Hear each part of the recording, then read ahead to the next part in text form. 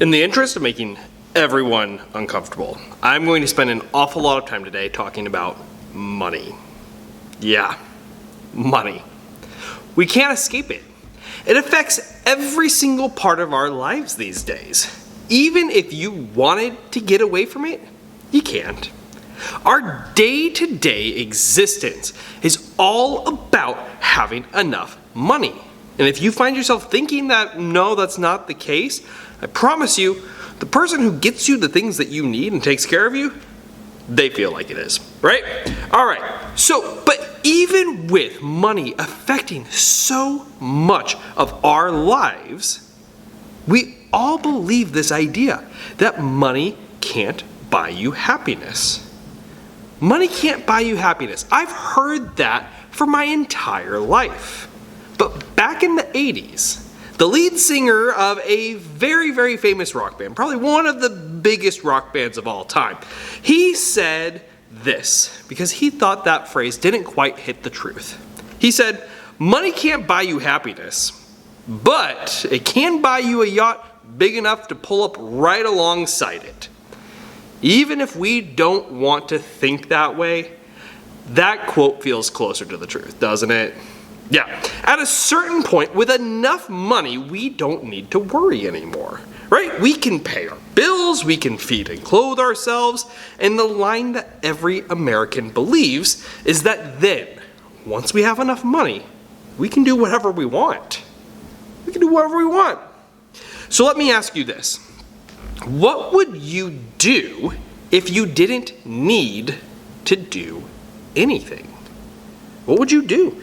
You're set. You don't need to think about paying the bills. You don't need to think about where your next meal is going to come from. You don't need to worry about paying the AC bill this month. If you don't need to go to school, if you don't need to go to work, if you were in that kind of position, what would you do with all your time?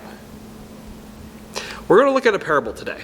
And the parable's premise is something pretty similar to that idea we were just talking about. If you want to follow along, we're going to be in Matthew chapter 25, starting at verse 14. "Again, it will be like a man going on a journey who called his servants and entrusted his wealth to them. To one he gave 5 bags of gold, to another 2 bags, and to another 1 bag, each according to his ability. Then he went on his journey. The man who had received 5 bags of gold went at once and put his money to work and gained 5 bags more.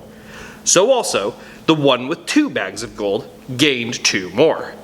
But the man who had received 1 bag went off, dug a hole in the ground, and hid his master's money.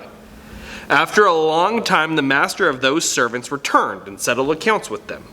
The man who had received 5 bags of gold brought the other 5. 'Master,' he said, 'you entrusted me with 5 bags of gold. See, I have gained 5 more.' His master replied, 'Well done, good and faithful servant. You have been faithful with a few things. I will put you in charge of many things. Come and share your master's happiness.' The man with 2 bags of gold also came. 'Master,' he said, 'you entrusted me with 2 bags of gold. See, I've gained 2 more.' His master replied, 'Well done, good and faithful servant. You've been faithful with a few things. I will put you in charge of many things. Come and share your master's happiness.' Then the man who had received 1 bag of gold came. 'Master,' he said, 'I knew that you are a hard man, harvesting where you have not sown, and gathering where you have not scattered seed. So I was afraid and went out and hid your gold in the ground. See, here's what belongs to you.' His master replied, 'You wicked and lazy servant. So you knew that I harvest where I have not sown, and gather where I have not scattered seed. Well then, you should have put my money on deposit with the bankers, so that when I returned I would have received it back with interest. So take the bag of gold from him and give it to the one who has 10 bags. For whoever has will be given more, and they will have an abundance. Whoever does not have, even what they have will be taken from them. And throw that worthless servant outside, into the darkness, where they'll be weeping and gnashing of teeth." This parable is an interesting one, because I think if we're not careful, we could very easily land in a place that Jesus is not trying to take us to. So a little bit of background would be helpful. This parable comes from a whole chunk of teaching that Jesus gives. It's basically all of chapter 24 and 25 of the book of Matthew. And as we look at it, it seems like they are all given at the same time, one after another. With that in mind, we need to consider the theme of all of these teachings. They all circle around the same idea. Jesus will be coming back. And when he does, be ready. Be ready. And he shares some parables to help us remember that. Remember the one that we just heard. The master was going to be going away for a while, and he gave his servants some instructions. Did they know when he was going to be coming back? No, they didn't. It's also important to notice that all of these teachings Jesus gives to the disciples specifically. People who were already familiar with the big points of what Christians believe. It was not to people who were just hearing about Jesus for the first time. This parable was given to people who already at least had heard the gist of who Jesus was and what he came to do. The people hearing this parable already had heard that they were not getting into the kingdom by their own works. The people hearing this were people who were already a part of the kingdom because Jesus had brought them in, much like us. And so we connect that to the people in the story. Clearly, the master is Jesus, and the servants are people that he's already brought into his household. The master's already taking care of them, providing for them. So we keep that in mind as we read this parable and we think about it and as we talk about it. Because this parable is not about how you get into God's good graces. This is not about how you get saved. This parable is not about how you know your sins are forgiven. That is already assumed. This parable is all about what happens after that. Now that you don't need to do anything, what do you do? Now that you've been rescued, brought back to life, adopted, what do you do? And so, what do we see the servants doing? They're going about their master's business, keeping things going while he's away. We should assume that the master's already made it clear to them what kinds of things he's all about. And so, he trusts them with his things, and he trusts them to keep going about his business. So what do we do as Christians now that we don't need to do anything?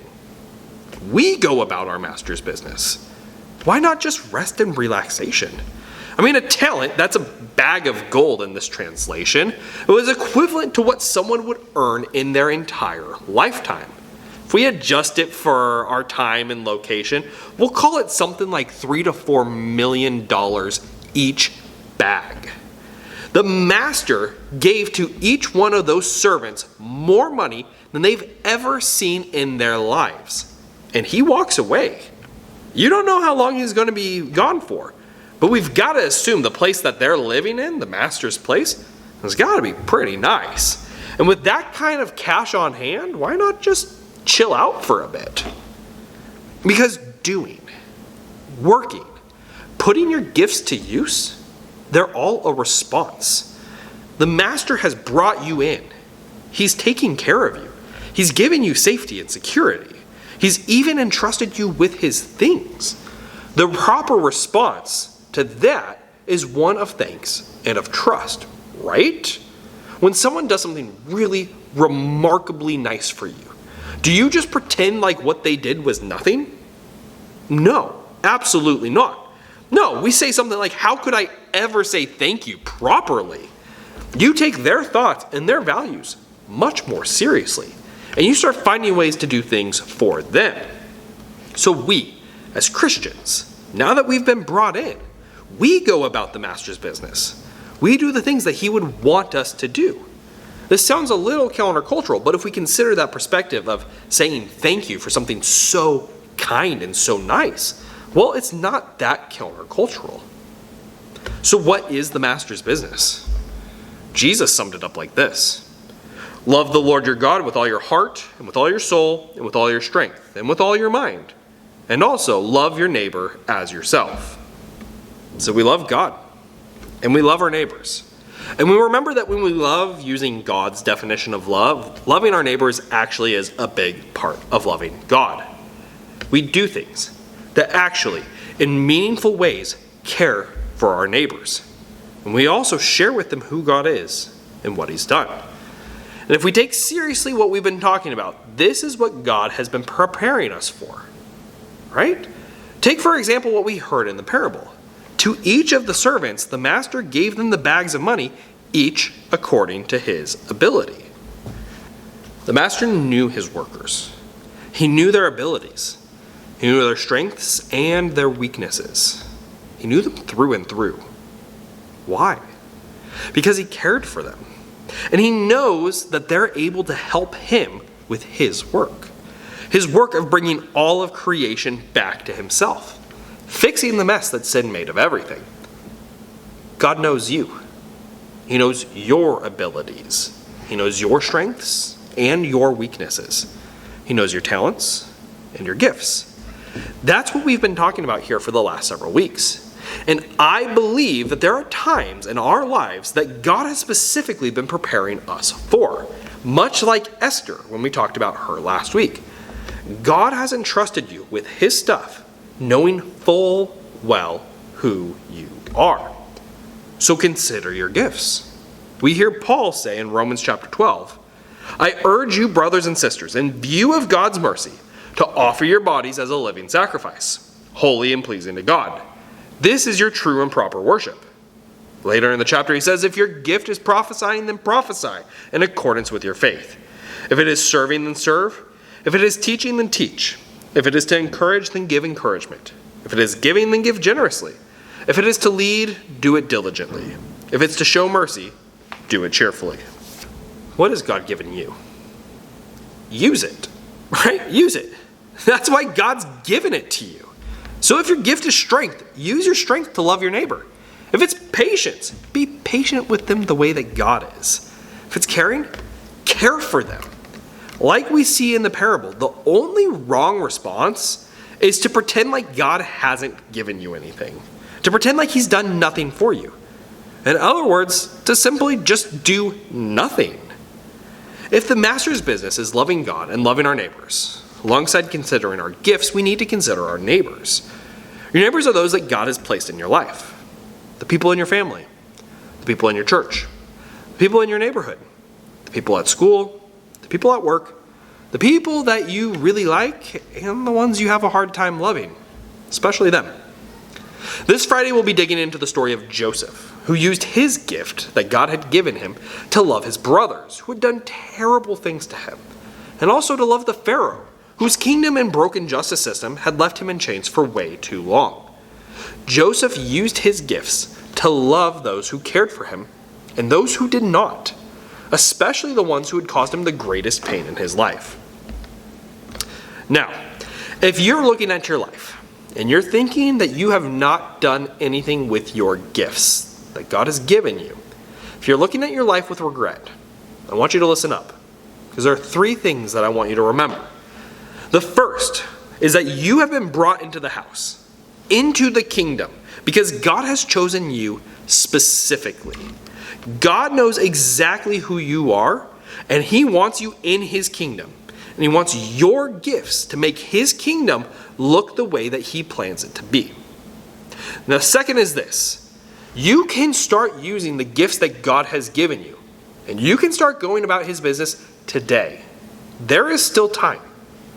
And finally, the only wrong thing to do is nothing.